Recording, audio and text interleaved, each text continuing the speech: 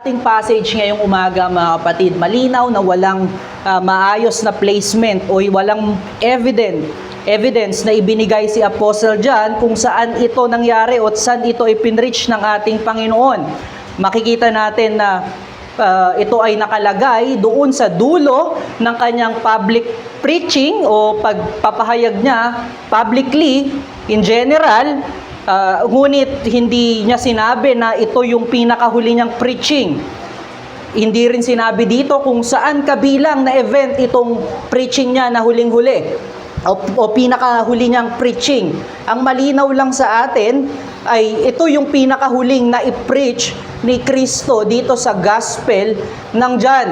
At makikita natin na ito ay kabilang doon at pagpapakita ng ating Panginoon doon sa verse 36b ng kanyang pag-depart doon sa mga patuloy na tumatanggi sa kanya. Isa ang masasabi natin dito na ang liwanag ay dumarating sa atin sa kapasyahan ng Panginoon at gayon din yung kapahayagan ng Panginoon at kanyang liwanag ay sa kapasyahan din ng Panginoon kung ito ay tatanggalin niya at ipagdadamot niya sa atin. At itong katunayan na ito ay dapat magbigay sa atin ng pag-iingat sa grasya ng Panginoon sa kanyang ebanghelyo. Kailangan nating magkaroon ng sa ganitong salita at ganitong katotohanan, binibigyan tayo nito ng pagkatakot na hindi pahalagahan yung katotohanan ng Panginoon at yung pag-ibig ni Kristo na siyang patuloy niyang binubuhos sa kanyang kapahayagan, sa kanyang buhay at gayon din sa kanyang mga salita. Ano ang significant dito o napaka-significant event dito sa preaching ng ating Panginoon? Makikita natin na bago siya pumunta para i-disclose at mag-preach sa kanyang mga hinirang o sa kanyang mga disciple, patuloy pa rin niyang ipinreach yung gospel at yung katotohanan ng Panginoon dun sa mga taong nagre-reject ng kanyang liwanag, nagre-reject ng kaligtasan na mula sa Diyos. Ang makikita natin dito ay ang lubos at napakadakilang grasya ng ating Panginoon. Actually, dito sa verse 44, makikita natin yung unang 6 na salita na binitawan. Dito ay yung, and Jesus cried out and said. Yung word na cried out ay hindi ito parang galit na nagpipreach. Ito ay merong sincerity ng puso. Merong puso na umaasa at umiibig sa kanyang mga pinagsasabihan. Nakita ba natin yung ating mga magulang pagka tayo ay in great danger? Malakas yung kanilang boses, ngunit hindi ito nangangahulugan na sila ay may galit at merong puot sa atin. Ito ay merong pag-ibig at takot at pagnanais na tayo ay mailigtas. Ganito yung hitsura ng pangangaral ni Kristo sa Israel, sa bayan ng Israel, sa kanyang huling preaching publicly. Bago siya dumako doon sa upper room at mag-preach sa kanyang mga disciple ng mga katotohanan ng Diyos. Masasabi natin na ito yung last preaching ni Kristo sa gospel na ito dahil after niyang mamatay at siya ay nag-resurrect, ang nakarinig na lang ng gospel, ang nakarinig lang ng katotohanan muli ng Panginoon, ng paglilinaw ng kaisipan ng Panginoon ay ang kanyang mga disciple. Kaya naman dito, sa passage na ito, na ating pag-aaralan, kung wala ka pang pananampalataya, huwag kang magkaroon ng hangal na pag-iisip na sinasabi mo sa iyong sarili, tsaka na ako magbabago, tsaka na ako papasok sa otoridad ni Kristo, tsaka na ako mananampalataya at magsisisi sa aking kasalanan. May grace naman at nauunawaan ko naman yung mensahe ng Ebanghelyo. Sinasabi ng ating passage, mga kapatid, na darating ang panahon na tatanggalin ni Kristo ang mga kapahayagan na iyan at maaaring huli na ang lahat bago ka magsisi. Huwag kang katulad nung mga sinulat ni James doon sa kanyang epistle na nagsasabi na alam ko yung mangyayari bukas. Hindi tayo Diyos na nakakaalam ng ating bukas. Kaya bawat preaching ng gospel, kada maririnig natin ang mensahe ni Kristo at ng Ebanghelyo, i-take natin ito na para sa atin. I-take natin ito na as if huli nating beses maririnig. At gayon din sa mga mangangaral. I-take natin ito bilang huli nating pangangaral. Dahil hindi natin alam na baka huling araw na din natin bilang mangangaral at huling araw na rin ang mga makakarinig nito. At huling araw na rin na ibibigay ng Diyos ang kanyang grasya na marinig ang Ebanghelyo. Mapalad lamang ang mga Pilipino dahil malaya ang ating bansa na magpahayag ng Ebanghelyo. Ngunit sa banta ng bawat gera, magkaroon tayo ng takot na baka dumating ang isang araw na hindi na tayo makarinig ng pangangaral ng Ebanghelyo.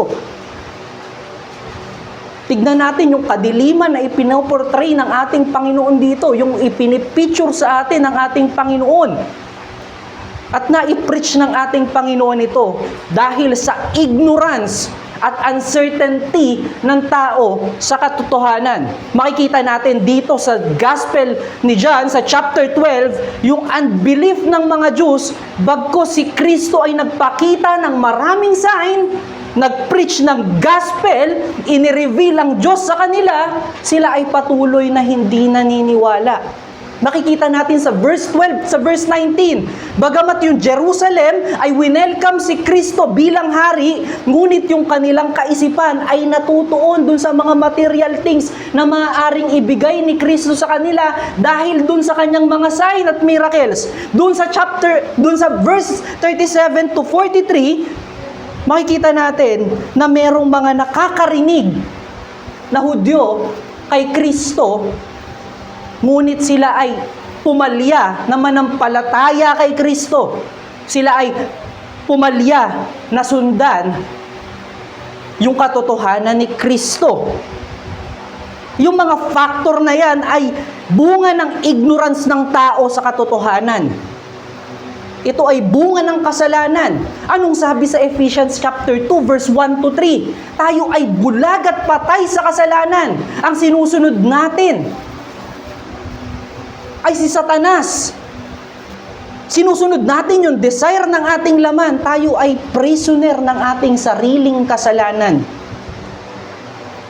Wala tayong pagkaalam patungkol sa Diyos nung si Adan at si Eva ay nagkasala sa Panginoon. Nalayo ang presensya ng Panginoon at naging ignorante ang tao sa katotohanan ng Panginoon. Pwede nating sabihin na hindi ignorante ang mga Hudyo sa katotohanan ng Diyos. Nasa kanila yung writings ng mga prophet. Kabisado nga nila. Hindi yan ang ating ibig sabihin. Kailangan nating linawin yung ating kaisipan. Yung revelation before ng Diyos sa Old Testament ay parang isang dim light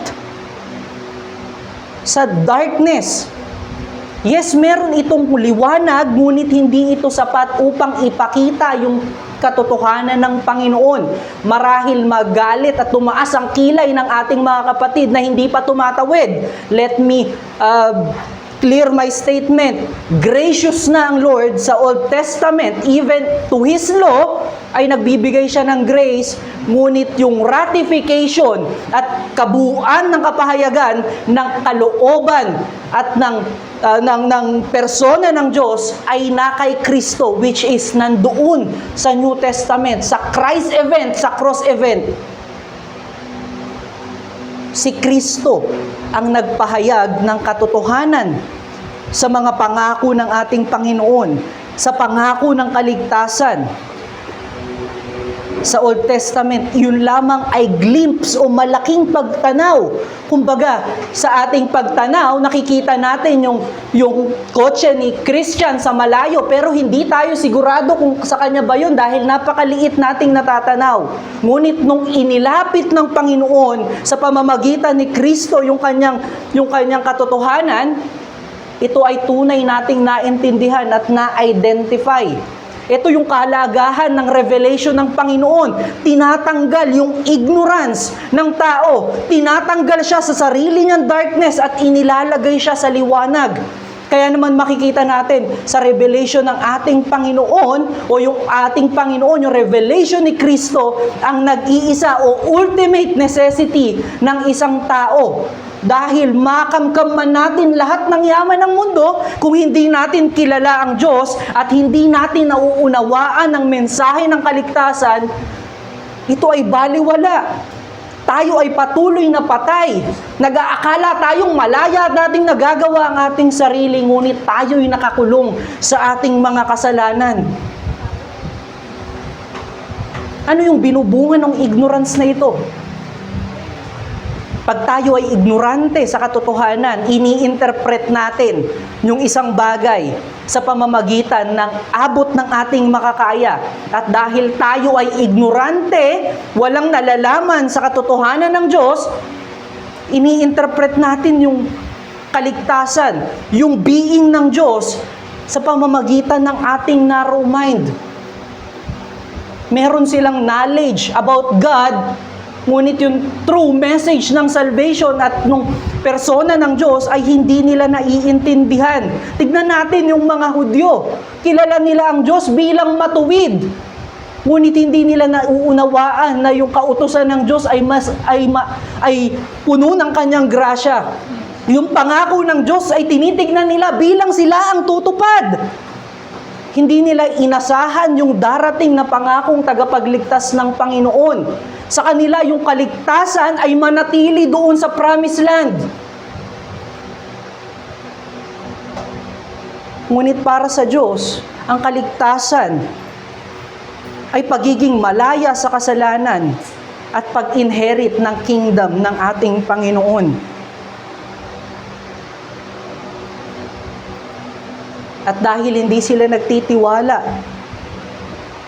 sa ating Panginoon at meron sarili silang interpretasyon ng kaligtasan at kung sino ang Diyos, tinitignan nila na yung kanilang kaligtasan ay sa pamamagitan ng kanilang sariling lakas. Sila ay nakatingin doon sa kanilang law. Makikita natin doon sa nakaraan nating preaching kung paano nila tignan yung glamour ng Jewish religion. Nakatingin sila na yung mga Sanhedrin ay nakabihis ng magandang robes. Nakatingin sila sa dakilang templo sa Jerusalem. At tinignan nila si Kristo na taga-Galilee. Ito ba ay tunay na tinawag ng Diyos? Ito ba yung pinadalang Mesaya ng Diyos? Kaya sila ay nag-fail. Bagamat nakikita nila na tunay yung mensahe ni Kristo, hindi nila mailagay yung kanilang pananampalataya at hindi sila makasunod kay Kristo dahil yung basihan nila ng katotohanan ay nandoon lamang sa outward appearance ng isang bagay. Kaya naman inireveal ng Lord dito sa kanyang huling preaching sa kanila yung katotohanan ng Diyos upang maging basihan ng katotohanan, which is true naman talaga, at mag-lead sa kanila sa pananampalataya at pagsisisi sa kasalanan. Sa huling mensahe ng ating Panginoon, sinamarize niya yung whole message ng gospel. Makikita natin yung mga words ng ating Panginoon dito ay makikita natin sa iba't ibang parte ng Gospel of John. Tignan natin yung sinabi ng ating Panginoon dun sa verse 44. Whoever believes in me, believes not in me, but in Him who sent me. Ito ay medyo confusing dahil yung Panginoon natin sa chapter 14 ng Gospel na ito, dineclare niya na you must believe in God, but also in me. But believe also in me. Ano yung sinasabi ni Kristo dito? Na pag kayo ay naniniwala sa akin, hindi kayo sa akin naniniwala bagkus sa Diyos. Hindi ba ito contradicting doon sa kanyang salita, doon sa chapter 14? Ang sagot natin ay hindi.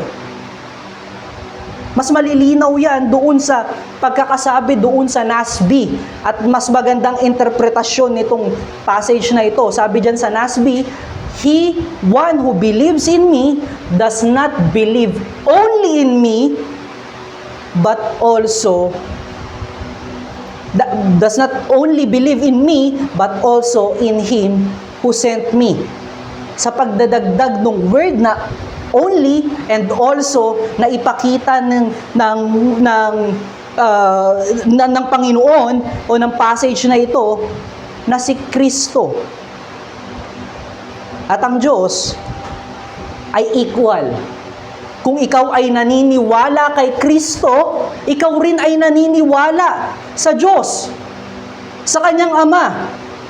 Hindi ibig sabihin na pag naniwala ka kay Kristo, naniniwala ka lang mismo kay Kristo. Ang ibig sabihin ni Kristo, equal sila ng Kanyang Father. Kung ang Ama o yung Diyos na kinikilala ng Israel sa Old Testament ay Diyos, siya din ay Diyos. At para mas maging malinaw sa atin, tumawid tayo dun sa verse 45, kung saan sinasabi ng ating Panginoon na sila ay united ng Kanyang Ama. Kapag nakita nyo ko, ay nakita nyo na rin yung Ama.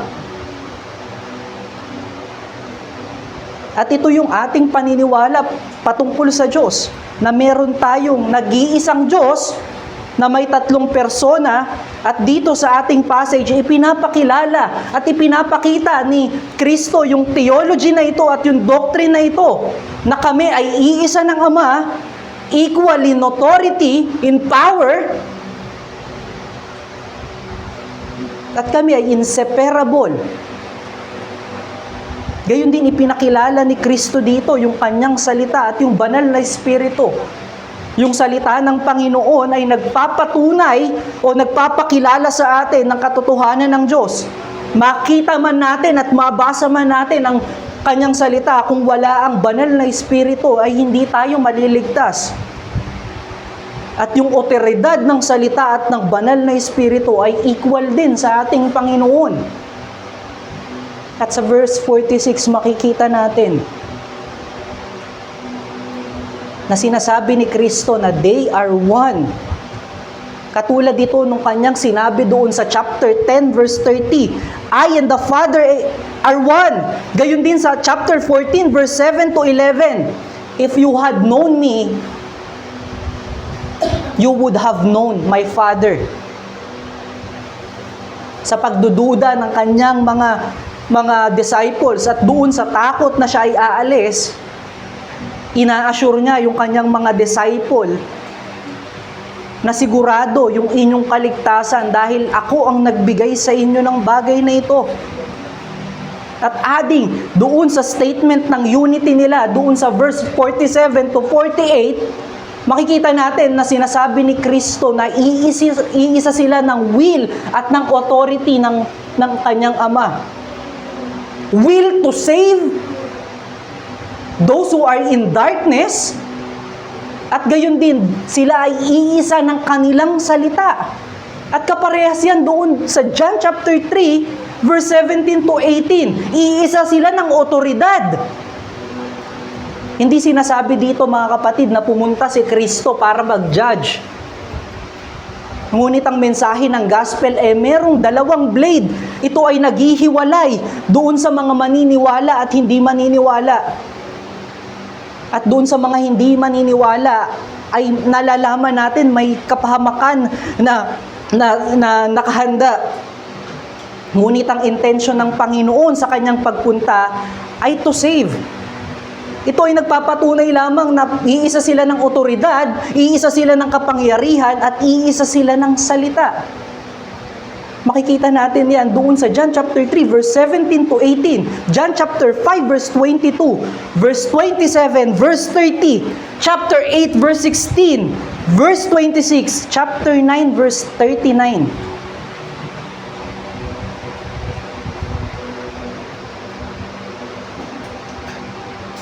At nagpatuloy pa rin ang ating Panginoon dun sa team ng unity ng Diyos, ng tatlong persona sa iisang Diyos.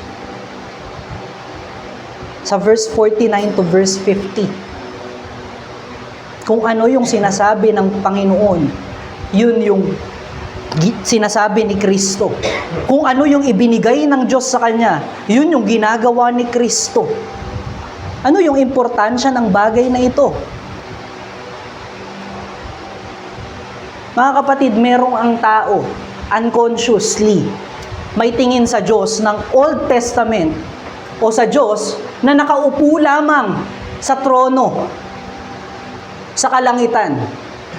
At yung tao na kanyang inuutusan ang siyang maggagawa upang maging kumpleto yung naisin at hangarin ng Diyos. Kung baga ang Diyos ay isang taga-utos at ang tao naman ang tagagawa. At dahil sa kaisipan ito, doon tayo nagkakamali. Ngunit nung ipinakilala ni Kristo na ang Diyos ay nagpaplano, gumagawa at nagbibigay ng kasakatuparan sa kanyang naisin, dito natin nakita na ang tao ay walang parte sa kanyang kaligtasan. Dito natin nakita na banal ang Diyos sa kanyang salita. Banal ang Diyos sa persona ni Kristo. Na tunay na ang Diyos ay nagliligtas. At yung kaligtasan na ibinigay niya at buhay ay kumpleto at sigurado. Ito rin yung ibinibigay niya na mensahe sa atin ngayong umaga, mga kapatid. Yung maging sigurado tayo sa ating tinanggap na kaligtasan. Yung maging sigurado tayo sa buhay na ating tinanggap mula sa grasya ng Panginoon. Kaya naman yan yung importance ng revelation ni Christ o ng revelation ng Diyos sa pamamagitan ni Kristo. At under ng mensahe na yan, meron tayong dalawang mensahe o title na yan, meron tayong dalawang mensahe. I-consider natin yung una. Yung importance niyan is the truth of God leads His people to salvation. Yung reason kaya ang Diyos ay nagdwell sa kanyang creation ay para makilala ng tao yung Diyos at pumunta siya sa kaligtasan na ibinibigay ng Diyos na ito. Yung dalawang yan ay inseparable at hindi natin pwedeng paghiwalayin. Dahil paano natin mauunawaan yung salita ng ating Diyos kung hindi natin siya kilala? Paano natin mauunawaan na totoo yung sinasabi ng Diyos na ito na ating susundin kung hindi natin siya kilala? Kaya naman nag-fail na mag-profess ng kanilang pananampalataya at hindi sumunod yung mga Hudyo kay Kristo nung narinig nila yung mensahe ng katotohanan ni Kristo. Kung hindi kilala ng tao ang Diyos, hindi niya maiintindihan yung kalooban nito sa Kanya. Yung katulad nung sinasabi natin kanina, na merong kaisipan yung tao unconsciously na ang Diyos ay nakatingin lamang. Isang malupit na Diyos na laging nakabantay sa mga mali mo, ayon sa kanyang kautusan at dapat sumunod ka lang sa kanya at pagtrabahuan mo yung sinasabi niya upang ma-confirm niya yung iyong righteousness. Ngunit sa katotohanan ng buhay ni Kristo, tingnan natin yung kabanalan, yung perfect life ni Kristo. Kaya ba natin gawin iyon at doon sa bunga ng kamatayan ni Kristo at kanyang pagbibigay ng buhay para sa mga makasalanan? Kaya ba nating tanggapin yung reward ng buhay at kaligtasan? Salaminin natin yung ating buhay doon sa buhay ni Kristo kung tayo ay matuwid na katulad niya. Sa pamamagitan ng buhay ni Kristo na ipapakita na napakalayo natin sa Diyos, na ipapakita na kulang yung ating buhay. Malaman man natin yung katotohanan ni Kristo ngayon at magawa natin. Theory lang mga kapatid, magawa natin yung sinasabi ng Diyos na kanyang righteousness at kanyang kabanalan. Paano yung ating nakalipas na buhay? Kaya napaka-imposible sa tao na magawa ang bagay na ito. Kaya naman yung kanyang kaisipan, pag nakikita niya to, napakalupit ng Diyos. Napakahirap nung kanyang pinagagawa sa akin. kapag hindi natin kilala at hindi natin nalalaman yung kanyang intention sa atin, yung kanyang purpose sa atin, hindi natin nalalaman yung way ng Diyos na iligtas tayo, at hindi natin nakikilala yung pag-ibig, yung grasya at kabanalan ng Panginoon, imposible natin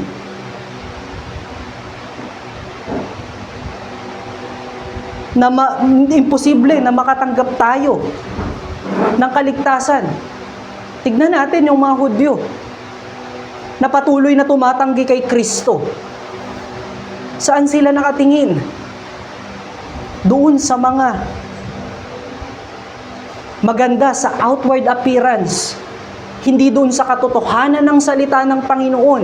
Dahil sila ay ignorante sa katotohanan ng Diyos, nagkamali sila ng kanilang pagtanaw doon sa Diyos na kanilang sinasamba.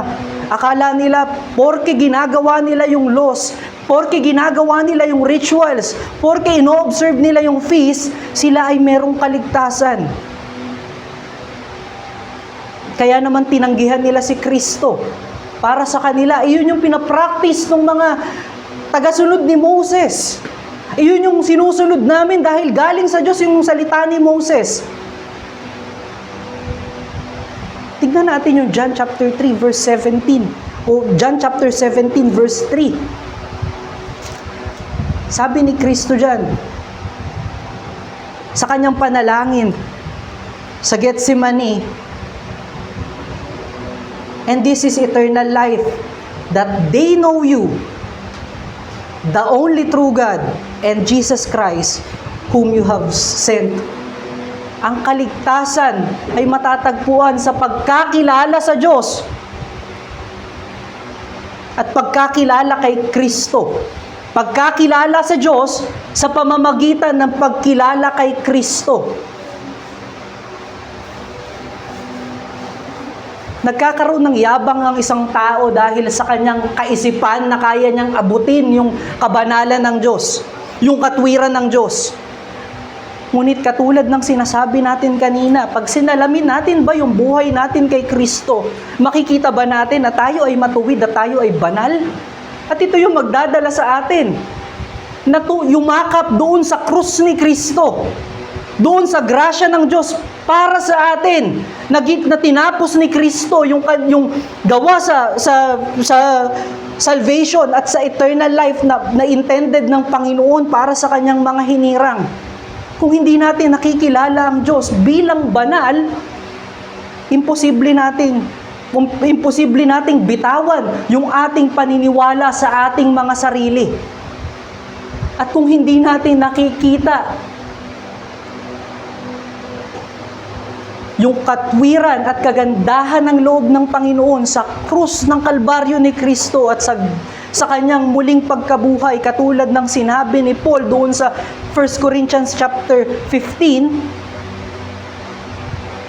hindi natin pananampalatayanan si Kristo. Yung katotohanan na may resurrection si Kristo. Ang katotohanan ng Diyos na siya ay nagbibigay ng buhay, na kumpleto ang kaligtasan na kanyang pinagtagumpayan, na mayroong buhay na ino-offer siya sa lahat ng maniniwala sa kanya. Ito ba ay nagawa ng law? Nagawa ng pag-observe ng ritual at ng mga feast doon sa mga Hudyo? They all die.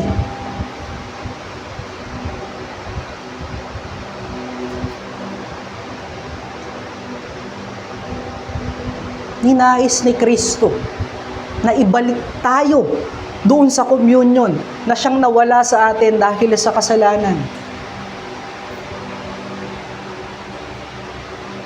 At yung masamang kaisipan o yung makasalanang kaisipan na nagpupumilit na kaya nating iligtas ang sarili natin sa pamamagitan ng obedience na pinagmamalaki natin, sa pamamagitan ng pag-observe ng rituals at ng mga feast,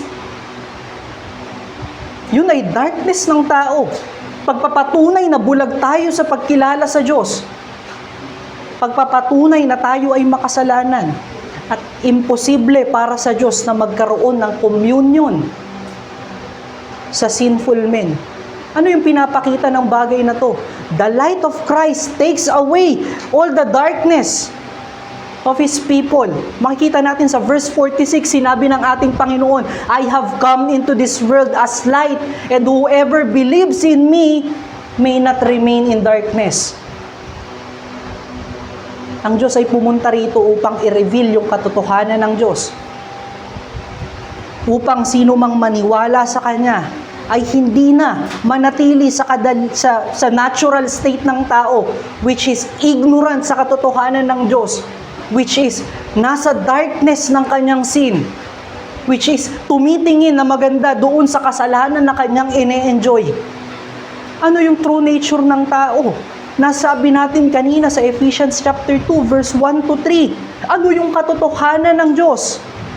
Ang katotohanan ng Diyos na siya ay banal, na hindi pwedeng makipag-mingled at magkaroon ng communion sa mga makasalanan. Ngunit siya ay puno ng pag-ibig, kaya naman ipinadala niya yung kanyang nag-iisa at iniibig na anak upang maging kabayaran ng kasalanan ng sino mang sasampalataya sa Kanya. Ano yung mga katotohanan doon? Na ang Diyos ay banal, na tunay yung galit ng Diyos sa kasalanan, at ang Diyos ay nagliligtas sa pamamagitan ng pananampalataya at pagsisisi sa kasalanan. Tinanggal sa pamamagitan ng mga karunungan at katotohanan ng Panginoon na ito. Tinanggal niya yung pagiging ignorante natin sa Diyos. Tinanggal niya yung kadiliman sa ating kaisipan at sa ating puso. At dahil tinanggal niya yung kadiliman sa ating puso, may kakayanan na ang tao na magtiwala doon sa tunay na mensahe ng buhay. Doon sa mensahe ng katotohanan ni Kristo. Meron na tayong kakayanan umayon, manampalataya kay Kristo. Meron na tayong pag-agree doon sa katotohanan niya. Meron na tayong pag-profess ng pananampalataya natin sa pagkakasalamin natin sa ating sarili at sa kabanalan ng Diyos. Ngunit sa katotohanan na ito, mga kapatid, meron pa ring remaining darkness ang isang Kristiyano. Huwag tayong magkaroon ng mabilis na kaisipan ng perpekto na ang aking mga desisyon. Na ako ay meron ng maayos na pananaw sa buhay at alam ko na yung mga dapat kong gawin sa buhay. Hindi natin sinasabi na hindi perpekto yung liwanag ng Panginoon. Ang sinasabi natin, si Kristo ay patuloy pa rin na gumagawa sa atin after nating matanggap yung kanyang liwanag, yung kaligtasan. Sigurado na yung ating kaligtasan, ngunit tayo ay patuloy na pinakakabanal ng Panginoon. Ang katotohanan ay yung ating kasalanan ay kadiliman. Ngunit yung darkness na ito ay wala ng dominion sa atin. Maaari nating itanong, kung tunay yung liwanag ni Kristo, bakit ako'y nagkakamali paminsan? Bakit ako'y nagkakasala pa rin? Bakit patuloy pa rin ako dito sa aking remaining sin? Walang fault sa liwanag ni Kristo, mga kapatid. Ang may mali ay yung ating makasalanang puso at makasalanang kaisipan. Yung mga indwelling sin, yung indwelling darkness na meron pa tayo. Huwag nating isisi doon sa liwanag ni Kristo at doon sa katotohanang inireveal niya sa atin. Kung meron mang pagpalya ang ating buhay Kristiyano, dahil iyon sa tayo ay tumigil sa pagtingin sa liwanag ni Kristo. At tumingin tayo dun sa ganda ng kadiliman natin sa flesh. Ano yung pinupunto dito, mga kapatid? Those who believe in Jesus Christ is living in His light. Ang mga tunay na naniniwala kay Kristo ay mamumuhay sa kanyang liwanag. Sinasabi natin na nagkakamali tayo, ngunit wala ng dominion yung sin sa atin, na pagka tayo ay nagkakasala, ito ay bunga ng ating makasalanang puso, ngunit sigurado yung ating kaligtasan.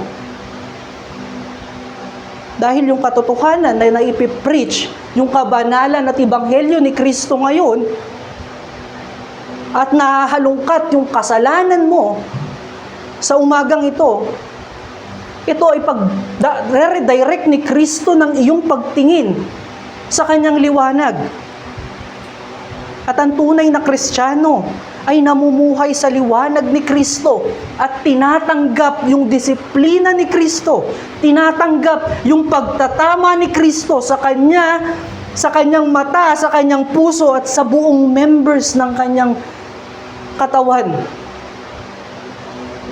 Ang isang dakilang question dito sa unang mensahe natin, how do we know that we are living in the light of Christ? Paano nating malalaman na tayo ay namumuhay na sa liwanag ni Kristo pag wala na tayong partnership sa darkness?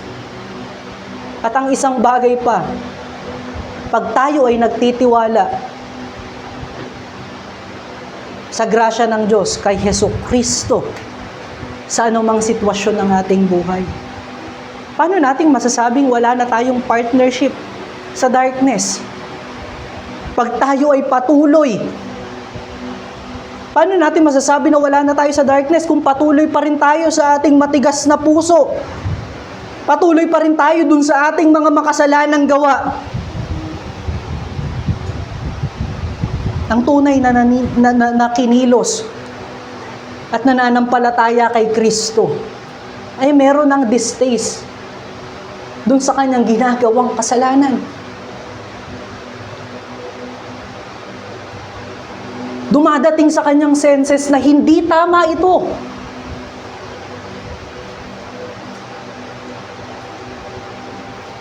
At nagpapatama siya doon sa liwanag ni Kristo. At iyon ay pagtitiwala sa grasya ni Kristo sa sitwasyon ng kanyang buhay. Nais kong ibigay yung isang example ng aking kaibigan na nakulong. Hindi ko na siya papangalanan at maayos na yung kanyang buhay ngayon. Siya ay isang masasabi kong napakatapang at isa sa mga closest friend ko na pag ako ay napapahamak, siya yung sumasalo ng mga bagay na ito. Ngunit minsan, na pagtanto ko na hindi lamang dahil matapang siya at mahal niya yung mga kaibigan niya kaya niya ginagawa ito. Ito ay bunga na dahil siya ay mainitin ng ulo. Na dahil siya ay pinagmamalaki niya yung kanyang sariling lakas at yung kanyang galing sa pakikipagtunggali. Dumating siya sa isang sitwasyon na naapakan yung kanyang pride na bilang malakas, magaling, at siya ay nakasakit ng maluba at siya ay nakulong. Nung siya ay nakulong, 3 days lamang siya doon, ngunit nung siya ay makalaya at kami ay nagkaroon ng kwentuhan muli, ang sabi niya sa akin, hindi pala nakakabuti na lagi ako makipagpataasan ng pride o ng ihi sa aking kapwa. Dahil yung naranasan ko at yung bunga ng ganitong bagay ay pagkakakulong at napakadilim ng kanyang sinapit dun sa kulungan na iyon, sa kanyang mga kwento. At sinabi niya, ayaw ko nang maranasan yung bagay na yun. Kaya naman, nakakatuwang malaman na siya ay nasa mabuting kalagayan ngayon, may sariling pamilya, at ginaguide yung kanyang mga anak doon sa paglaki. Sa edukasyon, inililid niya ng maayos yung kanyang mga anak. Katulad dito nung kay Paul, doon sa Philippians chapter 3, verse 4 to 11, kung saan pinersecute ni Paul yung church ni Christ dahil sa kanyang pagmamayabang na sila yung tama.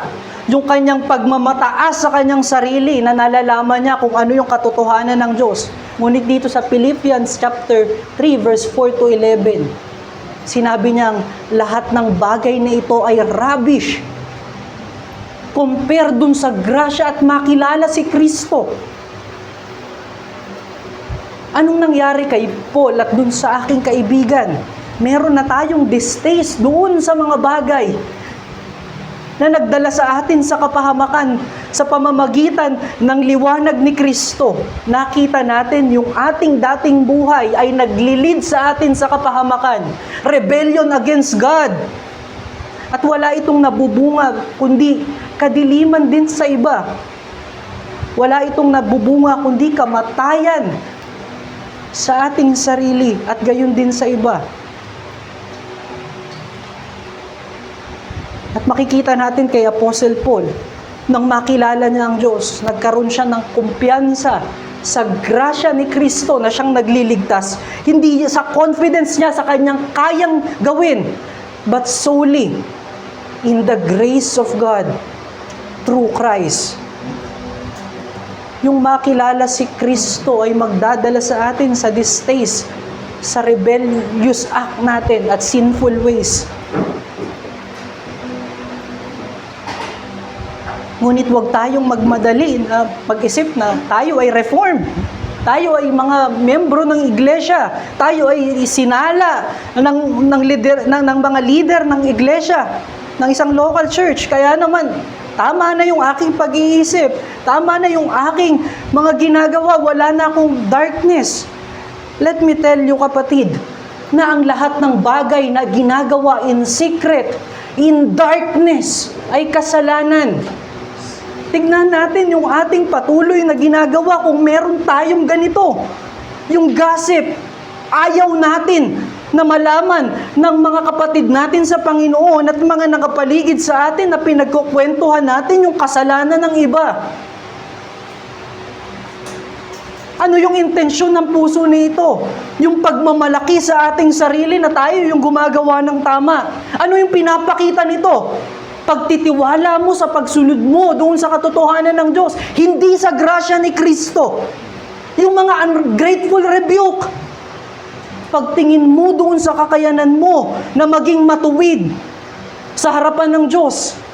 Unholy relationship, abusing liberty. Pag ina-abuse natin yung ating liberty, ginagawa natin to in secret. Na merong kaisipan na ligtas naman na ako. Katunayan yan, marami akong ginagawa sa church. At lahat ng bagay na iyan ay ginagawa in secret. At yung mga bagay na in secret ay nasa darkness. Nakukumit natin ang mga sin na ito dahil tinatanggal nga natin yung ating tingin doon sa liwanag ni Kristo.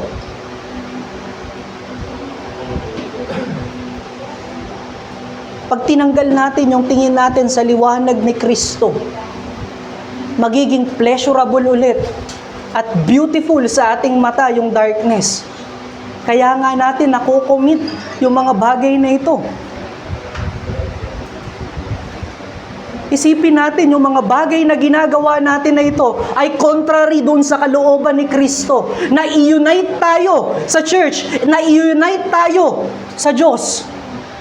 Yung mga bagay na ito ay nagkukos ng division, deadness sa atin.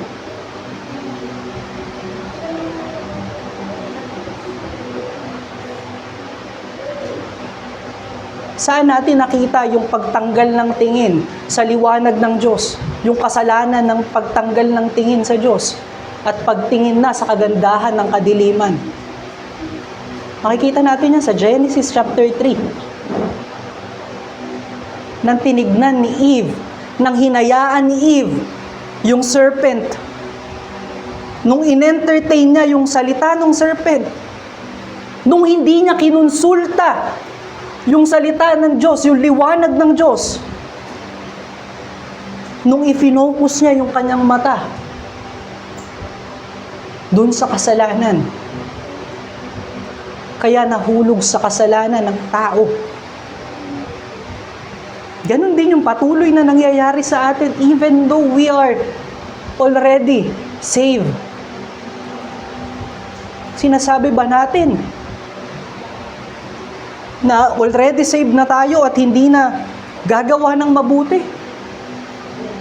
At hindi na makaka-apekto yung mga gawa natin sa iglesia? Muli mga kapatid, hindi unite tayo ni Kristo sa kanyang Ama.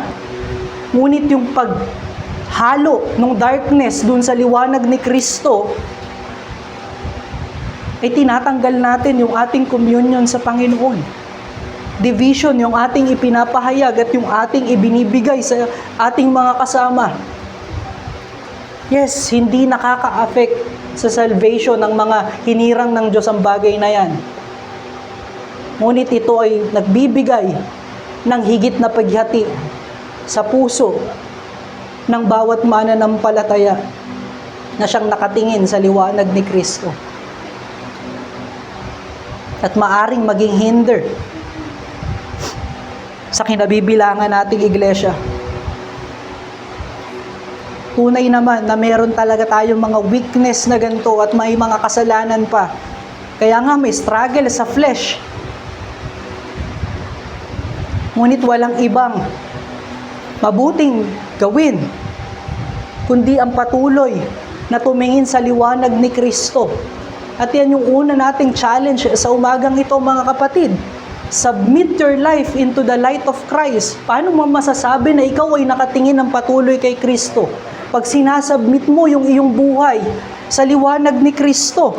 Kinakamusta ng ating preaching ngayon o passage ngayon?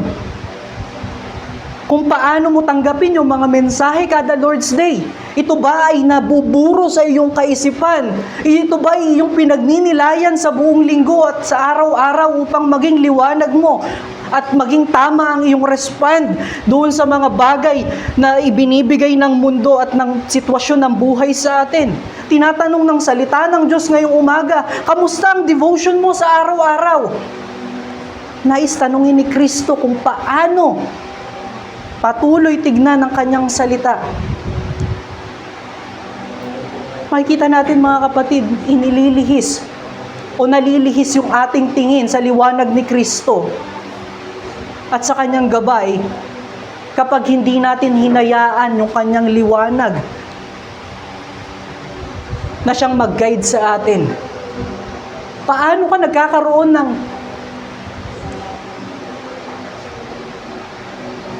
righteous judgment according sa salita ng Panginoon kung wala kang hawak na salita niya sa isang buong araw? Paano mo sinasalamin ang iyong buong araw sa liwanag ni Kristo? O hinahayaan mo na lang yung buong araw na dumaan na as if yun ay normal sa buhay ng tao?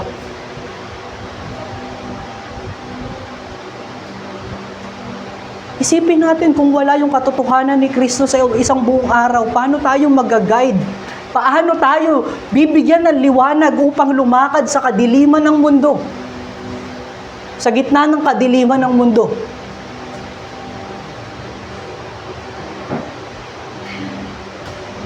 Ilatag natin yung liwanag ni Kristo. O ilatag natin sa liwanag ni Kristo yung ating buhay. At isa sa mga pinakamagandang bagay na dyan, mga kapatid, ay ang paglalagay ng iyong buhay doon sa otoridad ni Kristo sa local church. Paano natin tinitake yung pagbibigay ng buhay kay Kristo sa local church? Na ibibigay ba natin yung ating mga kasalanan sa ating oversight, sa ating panalangin? Na ibibigay ba natin yung ating mga pighati doon sa mga kapatid natin sa Panginoon? Sabi ni Kristo doon sa Matthew chapter 5, na tayo ay mga liwanag o nagdadala ng liwanag ni Kristo. Ang katipunan ng mananampalataya ay may dala na liwanag ni Kristo at matutulungan tayo nito doon sa ating darkness. Kaya nga niya tayo pinag-isa upang tayo ay patuloy na manatili sa liwanag niya. Nagpapalakasan tayo sa bawat isa. At kung ikaw ay nagsasabi na ikaw ay may pananampalataya at naniniwala kay Kristo, at wala kang pagsubmit ng iyong sarili sa otoridad ni Kristo, huwag mong lokohin ang iyong sarili. Paano ka madidisiplina ng Diyos? Paano liliwanagan ni Kristo yung mga kadiliman mo kung wala yung otoridad niya sa iyong buhay? Kung wala kang local church? Kung hindi ka nagde-desire ng membership? Ang patuloy mong inaasahan ay yung kakayanan mong maintindihan yung mensahe ng Diyos. Yan ay grasya lamang ng Diyos at hindi mo sariling kakayanan.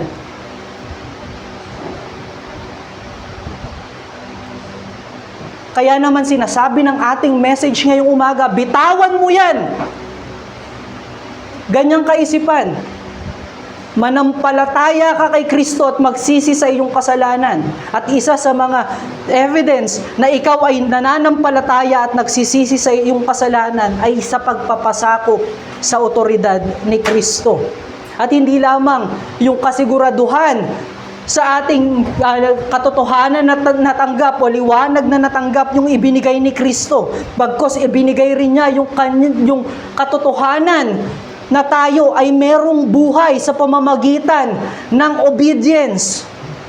Sabi dito, the truth of God leads His people to obedience.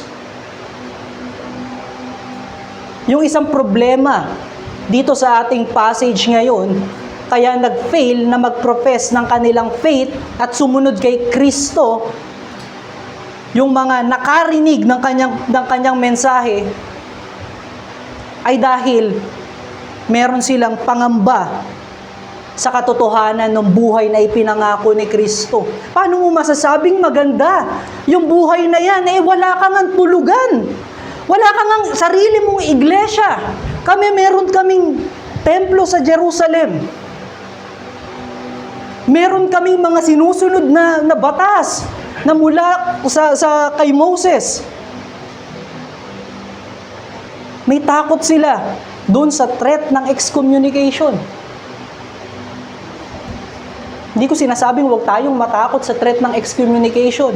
Ngunit kung false na iglesia ito o false religion ito, ay huwag tayong manghinayang ang ibig kong sabihin dito. Tinitignan nila yung buhay doon sa land ng Israel as eternal life na biniyaya ng Panginoon. Dito sa ating passage ngayong umaga, inireveal ng ating Panginoon yung truth about the law at eternal life. At makikita natin yan doon sa ating binasang passage kanina sa Old Testament, sa Deuteronomy chapter 18, verse 15 to 19. At doon sa John chapter 5, verse 43 to 47. At gayon din naman, doon sa John chapter 17, verse 3, na ang tunay na pagsunod sa batas, na ang tunay na pagsunod sa salita ng Diyos ay sa pamamagitan ng paniniwala kay Kristo at paglakad doon sa kanyang liwanag. Ano yung pinapakita dito? Jesus Christ reveals the true obedience that is from His grace. I-consider natin yung prologue dito sa ating gospel. Sa John chapter 1 verse 17 to 18. Sabi dito ni Apostle John sa kanyang pagkaunawa sa persona ni Kristo at sa ministeryo ni Kristo. For the law was given through Moses. Grace and truth came through Jesus Christ. No one has ever seen God, the only God who is at the Father's side. He has made Him known. Sinasabi ni Apostle John na ibinigay yung kautusan kay Moses. Ngunit yung tunay na kapahayagan ng Diyos kung sino siya ay ibinigay kay Kristo. Meron bang paglalaban yung law at gospel? Ipinaliwanag iyan ni Apostle Paul dun sa Romans chapter 3 verse 20 to 25. Kung saan sinasabi niya na yung law na inyong sinusunod ay nagdadirect dapat sa inyo sa puso na nangangailangan sa tagapagligtas na si Kristo. Yung law ay dapat nagdadirect sa inyo na malaman na meron kayong banal na Diyos.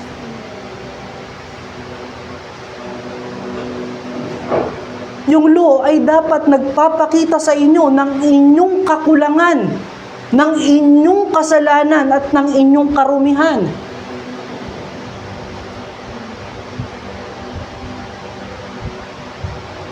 Yung law ay hindi na bagay.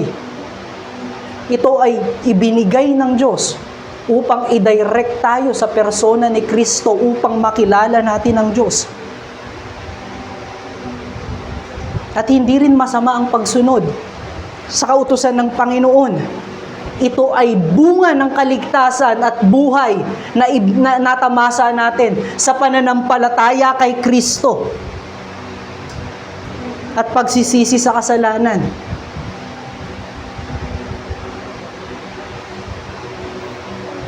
Katulad ng sinasabi natin kanina, mga kapatid, yung law ay glimpse lamang ng tunay na grasya at being ng Panginoon.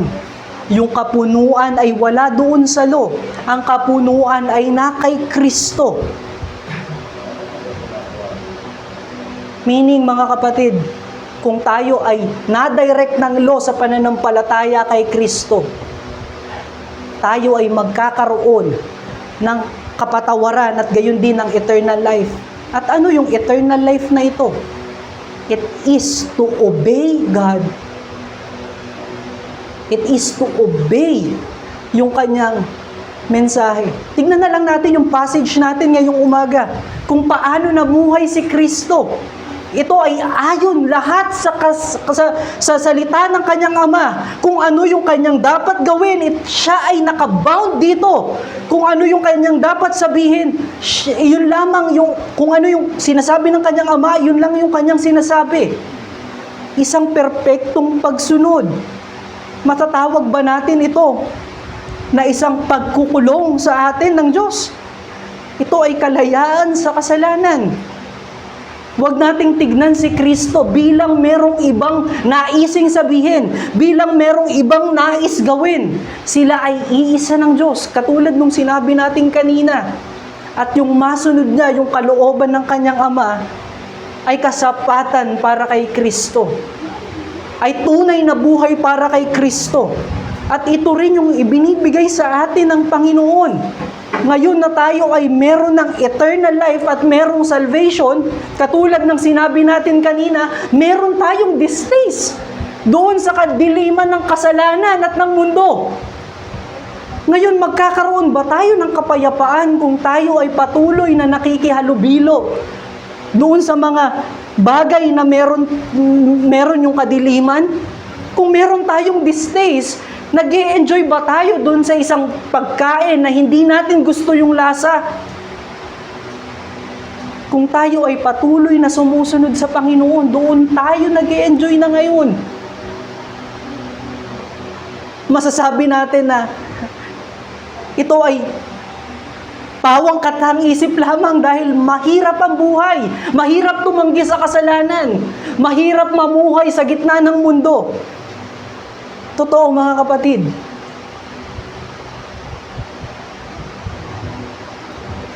Ngunit yung kapayapaan na nagagawa nating sumunod sa Panginoon at natatanggihan at natatakasan natin yung temptation at sin ay hindi natin din may pagkakailang.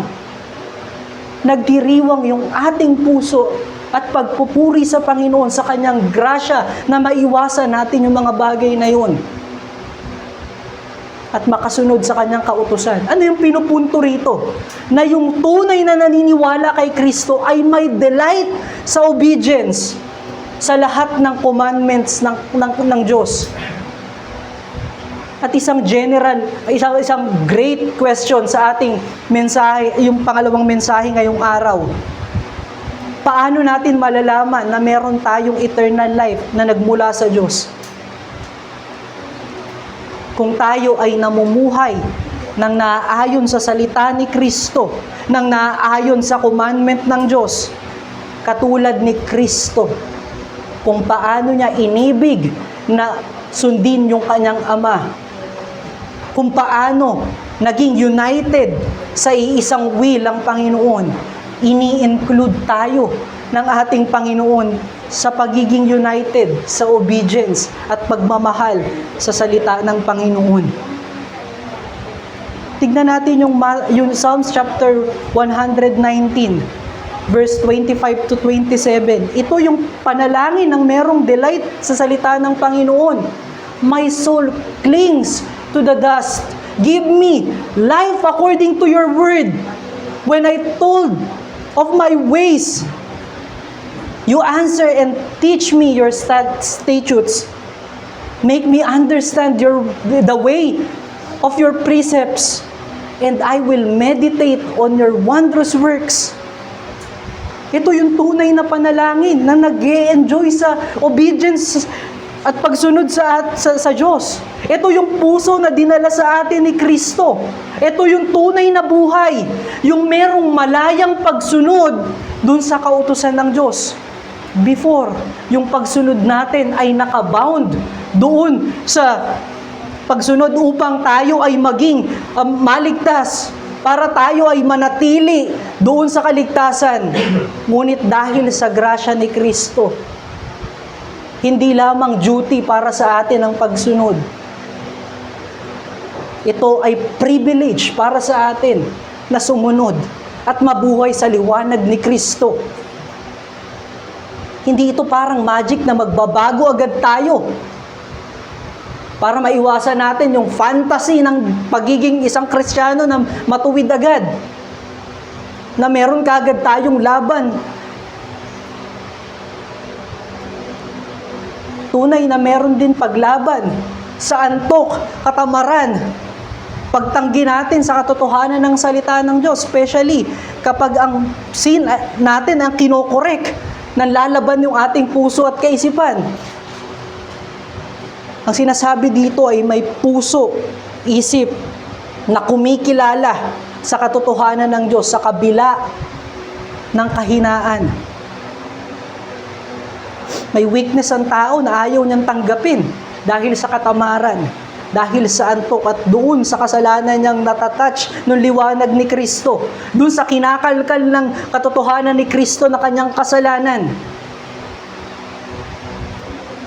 Yes, may paglaban yung ating flesh, yung ating kaisipan at puso.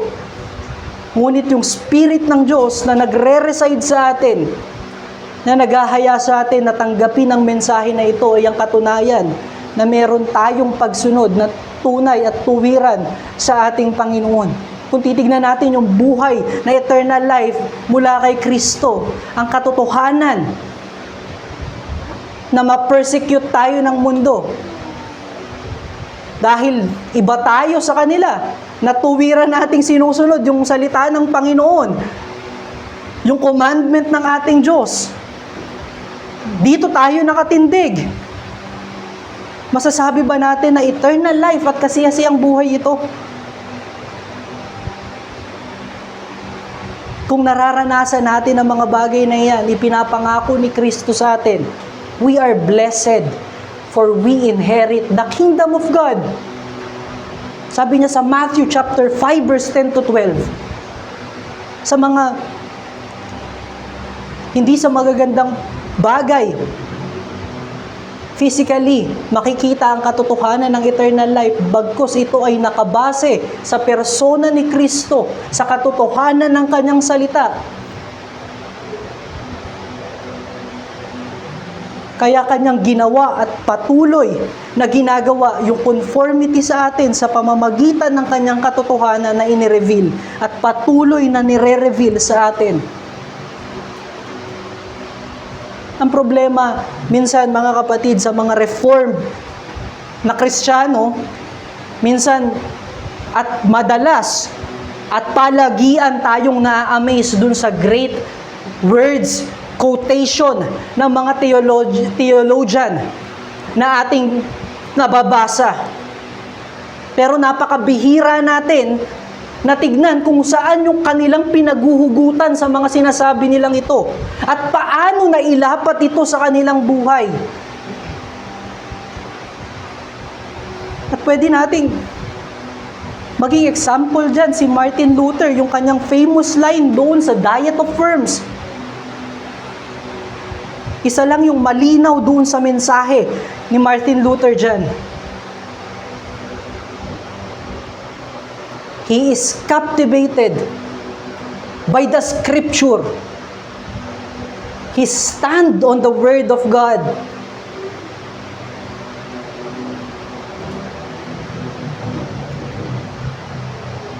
Ano yung pinapakita dyan, mga kapatid? Sa gitna ng threat ng persecution ng mundo, sa gitna ng threat ng kamatayan, dahil siya ay convinced doon sa authority at truthfulness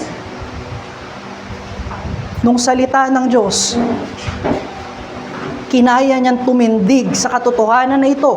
Hindi siya tumingin doon sa majesty ng Pope at anumang ino-offer sa kanya ng mundo. He is ready to die. Dahil in love siya dun sa katotohanan at convinced siya dun sa katotohanan ng salita ni Kristo. And that is eternal life. Ngayon yung tanong sa atin, meron ba tayong ganitong conviction sa authority at truthfulness ng salita ni Kristo? Katulad ni Martin Luther, na meron tayong puso na handang mamatay para lamang sundin si Kristo. O yung puso natin ay madaling bumigay kapag tinetret na tayo ng flesh natin. Pag kinikiliti na ng kasalanan yung sa atin, binibitawan na natin yung salita ng Diyos. Napakasimple lang ng mga bagay na sinasabi ng ating Panginoon. Ang salita ko ay totoo. Ang salita ni Kristo ay otoridad sa buhay. Ang salita ni Kristo ay otoridad ng Diyos. Ay nagmumula sa otoridad ng Diyos. Itanggi man natin to at tanggapin man natin, ito ay mananatiling katotohanan. At sinabi niya sa ating passage, kung ito ay ating tatanggihan, ito ang magja-judge sa atin. Ganun kabigat yung otoridad ng kanyang salita. Tapos napakasimple lang natin na baliwalain yung mga bagay na ito.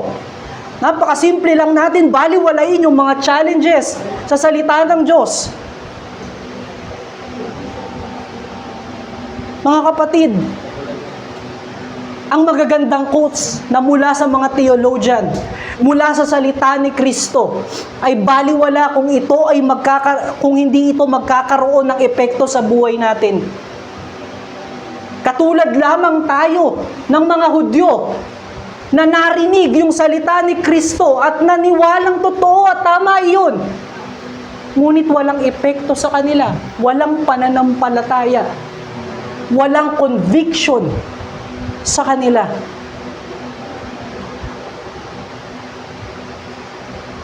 Iyon pa rin ay nahuhulog doon sa in love natin sa mga outside appearance.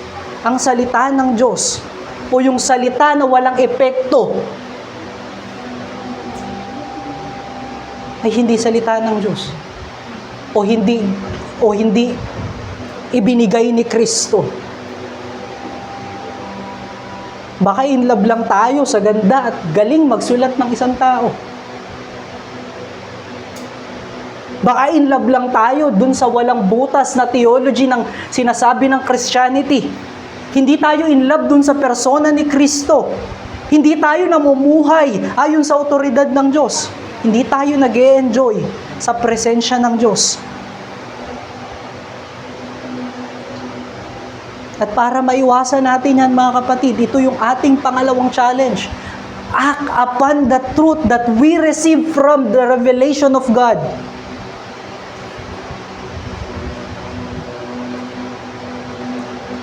Hindi salvation at life ang isang bagay kung itinatago natin yung katotohanan pagkatapos nating matanggap,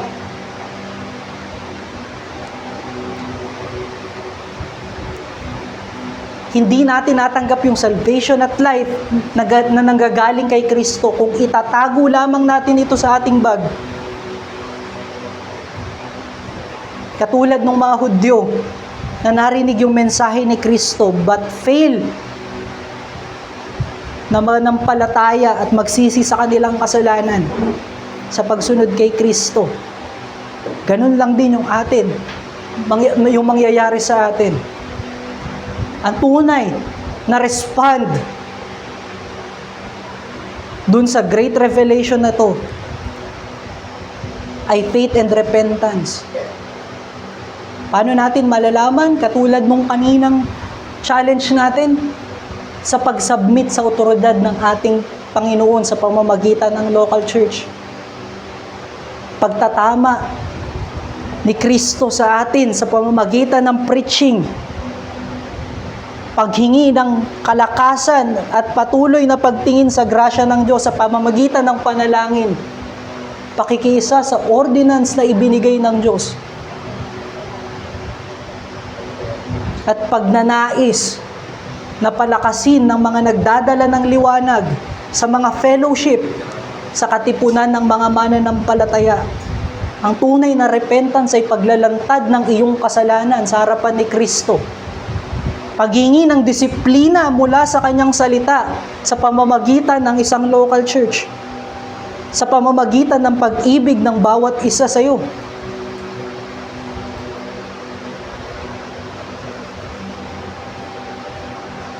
Ang tunay na may delight sa obedience ay naghahangad ng conformity kay Christ. Yes, we may fail to obey. Pero yung puso na nananabik na maitama ni Kristo, yun yung tunay na may pananampalataya, may tunay na repentance. At yun ay picture ng isang tunay na tagasunod ni Kristo. Sa ating pagtatapos, mga kapatid, the revelation of Christ in the gospel is the ultimate necessity of man. For it brings them to faith, sustains them, and bring them to completion for His goodwill. And by that completion, the name of God is glorified. Makikita natin, mga kapatid, yung introduction natin sa pananampalataya, sa kaligtasan, sa salvation at eternal life, ay sa pamamagitan ng revelation ni Kristo. Yung sustenance sa atin ay sa pamamagitan ng revelation ni Kristo. At yung completion sa atin ay ang kanyang pagkaka-reveal na siya ay tunay na magbabalik at kukunin yung kanyang mga iniligtas. Walang partiyang tao ganun kabuti at kayaman ang grasya ng ating Panginoon. Kaya marapat lamang siyang papurihan, marapat lamang siyang sambahin, at marapat lamang siyang pakaingatan sa ating buhay. Tayo manalangin. Panginoon, aming Ama, maraming salamat